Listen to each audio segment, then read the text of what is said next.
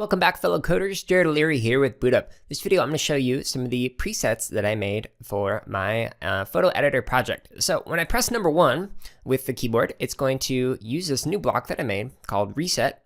And when it uses that block, it's going to set the direction, so it's pointing facing the correct direction. It's going to set the size to the correct size, which is 80%, which looks like that. And it's going to clear all the graphic effects.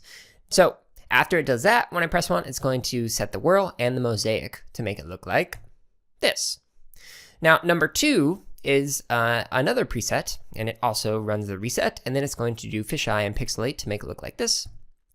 And number 3 is going to run reset and do 3 things: the fisheye, the brightness, and the color to make it look like that.